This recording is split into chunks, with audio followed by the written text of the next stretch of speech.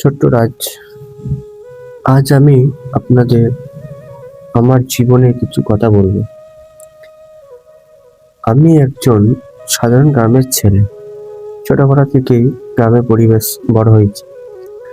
বড় কোনো সুযোগ সুবিধা ছিল না, কিন্তু স্বপ্ন ছিল অনেক বড়। ছোটবেলা থেকেই বন্ধুর সঙ্গে খেলাধুলা, স্কুলে যাওয়া আর পরিবারের সঙ্গে সময় কাটানো, এই ছিল আমার জীবনে।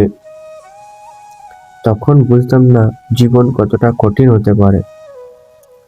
বয়স বাড়ার সঙ্গে সঙ্গে বুঝতে পারলাম শুধু স্বপ্ন দেখলে হয় না, সেই স্বপ্ন পূরণ করার জন্য কঠোর পরিশ্রম করতে হয়।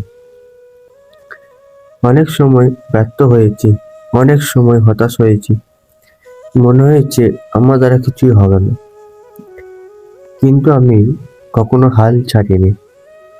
প্রতিটি ব্যর্থতা থেকে শিক্ষা নিয়েছি, প্রতিদিন নিজেকে আরো ভালো করার চেষ্টা করছি। কারণ আমি বিশ্বাস করি পরিশ্রম কখনো বিফল হয়ে যায় না।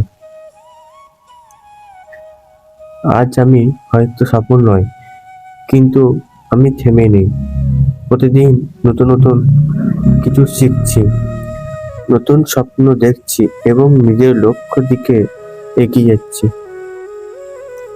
আমার এই যাত্রায় আপনারা পাশে থাকলে আমি আরো ভালো কিছু করতে পারবো।